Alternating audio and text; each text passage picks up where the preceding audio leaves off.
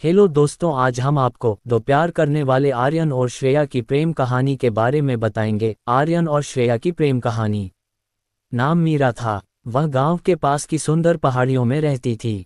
एक दिन उसने पहाड़ी छोड़कर नदी के किनारे एक छोटे से गांव में घूमने का फैसला किया। वहां पहुंचकर उसने एक युवक से मिली जिनका नाम अर्जुन था। उनकी पहली मुलाकात ही कुछ खास सी थी, जैसे कि वे पहले से ही एक दूसरे को जानते थे। वे एक दूसरे के साथ बिताए गए समय में खो गए और एक दूसरे की कहानियों को सुनने लगे। दिन बीतते गए और मीरा और अर्जुन के बीच की मुलाकातें बढ़ती गईं। वे एक दूसरे के साथ ज़्यादा समय बिताने लगे और उनकी मिलनसार बातों में मिठास आ गई।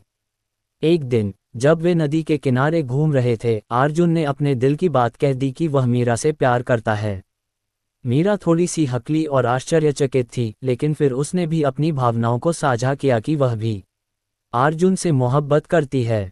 उनकी प्यार भरी कहानी शुरू हो गई और उन्होंने एक दूसरे के साथ अपनी जिंदगी की सबसे खूबसूरत यात्रा शुरू की। उनकी प्यार और समर्पण भरी कहानी गांव के लोगों के दिलों में बस गई और वे सबको प्यार की मिसाल दिखाने लगे। तेरे बिन, ये सच सुनने के बाद सबको काफी दुख हुआ और गुस्सा भी आया प्रेम पर। निशा को भी गुस्सा आया प्रेम पर और उसने शादी के लिए इनकार कर दिया। इस सब के बाद प्रेम वापस जब अपने घर जा रहा था तब उसका एक्सीडेंट हो गया। प्रेम को ऐसे हॉस्पिटल में देख के अमर के घर वालों को ऐसा लगा जैसे वो अपना बेटा दोबारा खो रहे हैं। निशा को तब अपने प्यार का एहसास हुआ कि वो प्रेम से प्यार करती है और उससे यह एहसास होता है कि कहीं न कहीं अमर भज यही चाहता होगा कि उसके जाने के बाद प्रेम से ही वो अपना रिश्ता जोड़ ले।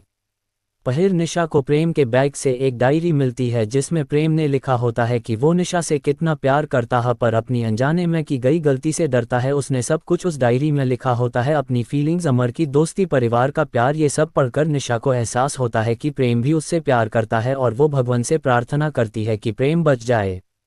और भगवान ने उसकी सुन ली। कुछ देर में डॉक्टर्स के बताते हैं कि प्रेम अब सुरक्षित है और प्रेम के ठीक होने के बाद प्रेम और निशा दोनों शादी कर लेते हैं और खुशी खुशी अपनी जिंदगी बिताते हैं। और निशा, जिसको लगता था कि वो अब किसी से प्यार नहीं कर पाएगी, ये मान लेती है कि दोबारा किसी और से सच्चा प्यार किया जा सकता है। पति पत्नी का सच्चा प्यार। एक आदमी ने एक बहुत ही खूबसूरत लड़की से शादी की। शादी के बाद दोनों की जिंदगी बहुत प्यार से गुजर रही थी। वह उसे बहुत चाहता था और उसकी खूबसूरती की हमेशा तारीफ किया करता था। लेकिन कुछ महीनों के बाद लड़की चर्मरोग से ग्रसित हो गई और धीरे धीरे उसकी खूबसूरती जाने लगी। खुद को इस तरह देख उसके मन में डर समाने लगा कि यदि वह बदसूरत हो गई तो उसका पति उससे नफरत करने लगेगा और वह उसकी नफरत बर्दाश्त नहीं कर पाएगी। इस बीच एक दिन पति को किसी काम से शहर से बाहर जाना पड़ा। काम खत्म कर जब वह घर वापस लौट रहा था, उसका हो गया मैं उसने अपनी दोनों आंखें खो दी। लेकिन इसके बावजूद भी उन दोनों की जिंदगी सामान्य तरीके से आगे बढ़ती रही। समय गुजरता रहा और अपने चर्मरोग के कारण लड़की ने अपनी खूबसूरती पूरी तरह गंवा दी।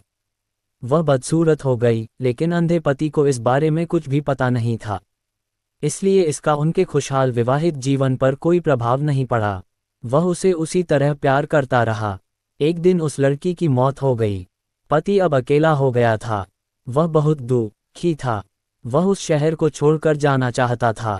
उसने अंतिम संस्कार की सारी क्रियाविधि पूर्ण की और शहर छोड़कर जाने लगा। तभी एक आदमी ने पीछे से उसे पुकारा और पास आकर कहा, अब तुम बिना सहारे के अकेले कैसे चल पाओगे? इतने साल तो तुम्हारी पत्नी तुम्हारी मदद किया करती थी।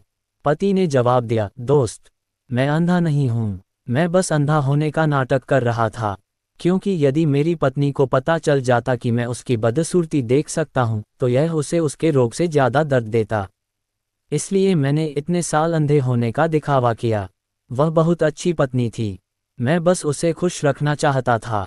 खुश रहने के लिए हमें भी एक दूसरे की कमियों के प्रति आंखें बंद कर लेनी चाहिए और उन कमियों को नज़रअंदाज कर देना चाहिए।